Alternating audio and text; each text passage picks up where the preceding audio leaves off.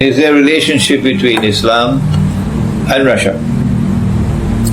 It is in Surah Al-Ma'idah, and Allah subhanahu wa ta'ala gives a command, بعد أعوذ بالله من الشيطان الرجيم.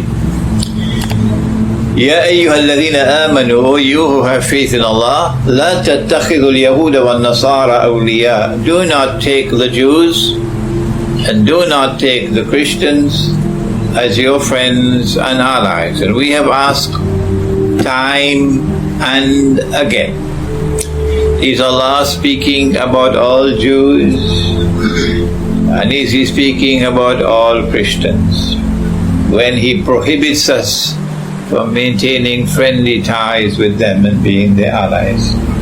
When we use the proper methodology, the answer is quick and clear, that no, Allah could not be speaking about all Jews and all Christians.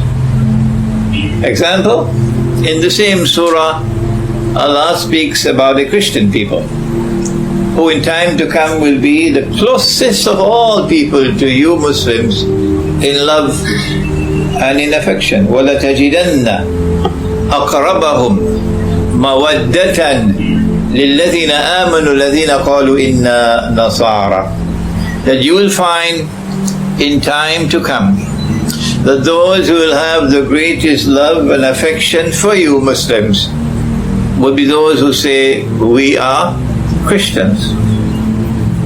So Allah could not be speaking about all Christians when He says, don't take them as your friends and allies. But before we continue with that verse of Surah Al-Ma'idah, do not take them as your friends and allies, let us spend a little moment on this one. That in time to come you will find those who are closest in love and affection for you Muslims will be those who say, we are Christians. Are we allowed to ask the question, who are those Christians? Where are they in the world? Can we identify them? In order to answer that question, where do we start? You always start with the Quran. The Quran explains itself. Does the Quran identify any Christians with whom we have a friendly relationship? That's the question. If the Quran identifies such a Christian people, we don't need to go beyond the Quran. Yes, the Quran does identify a Christian people with whom we have a friendly relationship. It does so in which surah? The entire surah is named after them. Surah to Rome. Rome. Who is Rome? There are those who would, without any shame, without even any blush, would declare that Rome is Washington and Rome is NATO. Yes, people with no sense of shame at all, and with not even a fraction of an iota of scholarship in them. Allah speaks of Rome only once in the whole Quran. The word Rome appears only once in the whole Quran. And here it is. بعد أعوذ بالله من الشيطان الرجيم. ألف لام ميم. غلبت الروم. Rome has been defeated. في أدنى الأرض. Rome has been defeated in a land close by. They couldn't stand for Washington. There was no United States of America when the Quran was revealed. There was no NATO when the Quran was revealed.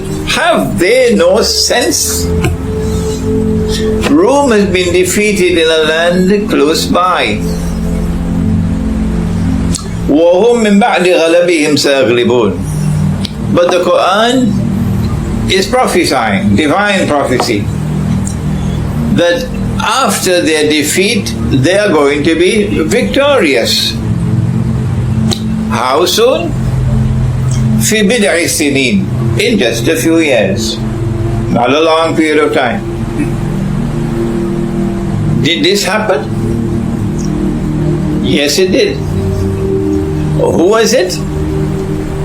It was the Orthodox Christian Byzantine Empire, which had its capital in Constantinople. And they were defeated in the land close by the Persian Empire. And then within a few years, they were able to turn the tables and they were victorious over the Persian Empire. This prophecy, divine prophecy in the Quran, was fulfilled. Lillahi al-amr. Decision making is with Allah, not with NATO, not with the Security Council of the United Nations. Lillahi al-amr. Decision making is with Allah. Min qabl wa min ba'd. Min qabl wa min ba'd. On the previous occasion, it was Allah who decided. And on the next occasion, it is Allah who will decide. So there's another occasion when Rome will once again be victorious. Let us repeat that. This second one could not refer, as some commentators of the Quran would like us to believe, to the conquest of Makkah. Rome never conquered Makkah. No, the Quran is referring to a victory by Rome. Min qabl wa min ba'd.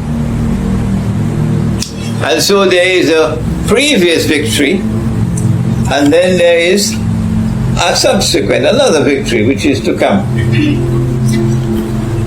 وَيَوْمَئِذٍ يَفْرَحُ الْمُؤْمِنُونَ. And on that day, on the previous occasion, when Rome was victorious, the Muslims or the believers celebrated. And on that day which is to come, on the other occasion, when Rome will once again be victorious, on that day the Muslims are going to celebrate. Binasrillah. With Allah's help. Yansuru man yasha. Allah helps whomsoever Allah chooses to help. Wallahu Azizur Rahim. And Allah is powerful. And Allah is kind and merciful. This verse of the Quran clearly, without any ambiguity whatsoever, directs attention to a group of Christians with whom we Muslims have a positive relationship. And I'm not talking about the Ottoman Empire. No, I'm talking about the rest of the Muslims. The Ottoman Empire is a different kettle of fish from the rest of the world of Islam. We have a positive relationship with Rome. And then when Allah says that in time to come you will find that those who have the greatest love and affection for you Muslims will be those who say we are Christians. Obviously, we can identify the Christians now with whom we'll have that loving relationship.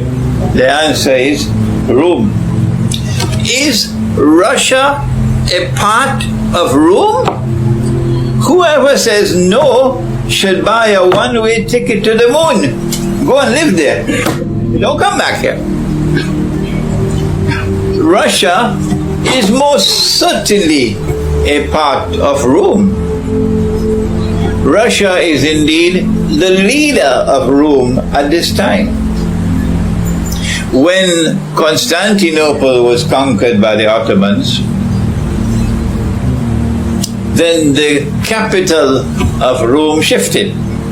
It could no longer be Constantinople. The patriarch in Constantinople had to be a citizen of Turkey. Had to be Turkish. So that could not be anymore the capital of Rome. Moscow then replaced Constantinople. But whether Moscow replaced Constantinople or not, you may want to argue with me. I don't have time to argue. What we are saying, and if I'm wrong, I invite you, my critics, to come forward with integrity. And don't hide behind pseudonyms. Use your name if you want to offer a criticism. This is scholarly integrity. If you want to criticize Imran Hosein and you're afraid to use your name, you're not a scholar. No. We say that Russia is a part of Rome. We are absolutely correct in that statement. And therefore there is a relationship between Islam and Russia. Because the relationship between Islam and Rome and Russia is a part of Rome. And that relationship is one which is positive. History may have a lot of blood in it that is otherwise, and you could blame the Ottoman Empire for that, but don't blame the Quran. So now let's go back. O you who have faith in Allah Most High, do not take the Jews and do not take the Christians as your friends and allies. You can do all kind of mathematics that you want to do. You cannot avoid the conclusion. It is a valid conclusion, it is unassailable, that Allah is not talking about all Jews and He's not talking about all Christians.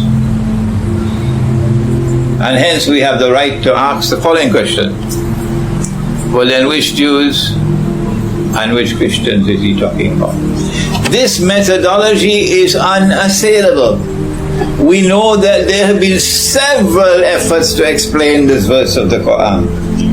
Several efforts, meritorious efforts. May Allah bless them for their struggle.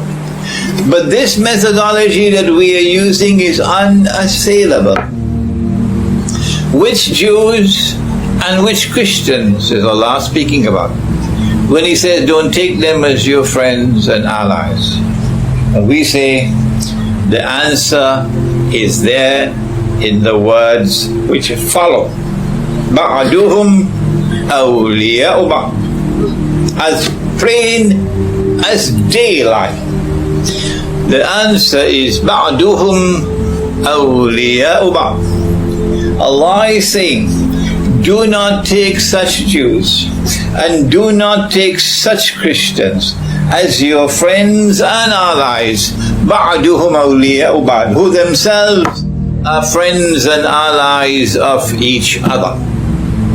In other words, the Quran is telling us, or you may want to use the word the Quran is anticipating. If you have any problems with the word anticipate, well, the Quran is telling us that there's going to come a time when a mysterious reconciliation between Jews and Christians is going to take place. And a Jewish-Christian alliance is going to emerge in history. When the Jewish-Christian alliance takes place, then Allah is commanding us, do not take them as your friends and allies. Has that Jewish-Christian alliance emerged? The only ones who seem to be unaware of that are those who are waging their Yankee jihad in Syria, and they don't have time for the Quran. And the Yankee jihad in Libya, and they don't have time for the Quran. No. The rest of us know that the Jewish-Christian alliance has emerged. Yes, it has.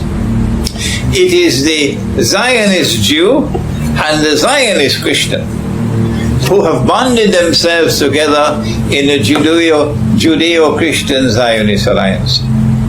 And they are the ones who took power in Britain. causing the British government to issue the Balfour Declaration in 1917. They're the ones who took control of power in the United States of America, establishing a mysterious relationship with the United States and Israel, as Britain had with Israel before. They're the ones who today have NATO as their military arm. They're the ones who defy every law, domestic law, international law, every law they defy. They break every law in order to achieve their objectives. They use deception, they use monstrous lies, they use oppression, and then they come to you and tell you, you must obey the law. You are breaking the law. When they don't have even any shame on their faces. But you've broken the law so many times. These are the ones who want to control the world. They're the ones who want to establish one world government. I don't know what's wrong with the world of Islamic scholarship, that they seem to be so happy talking and lecturing about peanuts and keeping the Muslim masses happy out there with halwa, while a people are attempting to take control of power all over the whole world. And the silence from the world of Islamic scholarship is so profound, it's embarrassing. Embarrassing. These are the people who brought the state of Israel into being. These are the people who have kept Israel alive. And these are the people who want to rule the world, Islamic eschatology says, so that they could give to Israel the status of ruling state in the world. Why do they want Israel to rule the world? They want Israel to rule the world so that tomorrow a man will stand up in Israel. Nabi Muhammad ﷺ described that man to us. He said he would be a Jew, not a system. He said he would be a Jew. He said he'd be a young man. He'd be powerfully built. He'll have curls. The Orthodox Jews have curls. And he would declare from Jerusalem, I am the Messiah, Al-Masih. But he would not be the Messiah, because he would not be the son of Maryam, alayhi salam. He would be Al-Masih al-Dajjal. This then is the Quran explaining to us the world today. Do not be their friends.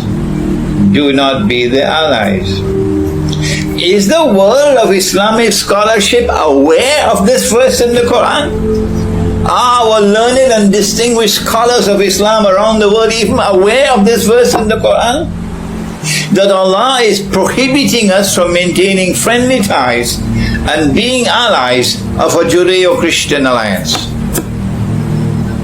The silence from the world of Islamic scholarship is so profound it is now embarrassing. What is the price that we pay if we violate the law and maintain friendly ties with them? What is the price we pay if we enter into their embrace? For example, they destroy the Khilafah and they replace it with this bogus modern republican state, which declares that Allah is no longer Al-Akbar and Al-Malik. Sovereignty now belongs to the state. And we all are incorporated into this system within the United Nations. What is the price that we pay if we violate the order of the Quran and enter into the embrace? What is the price we pay if we allow them to remove dinar and dirham from the market and they replace it with this bogus paper, plastic and electronic money, which is ripping us off? We enter into their political embrace, we enter into their monetary embrace. What is the price that we pay? What is the price that we pay if we enter into their market? The market that they establish and control, which is a market of thieves, where a banking system now rules the world of the market. A banking system based on riba.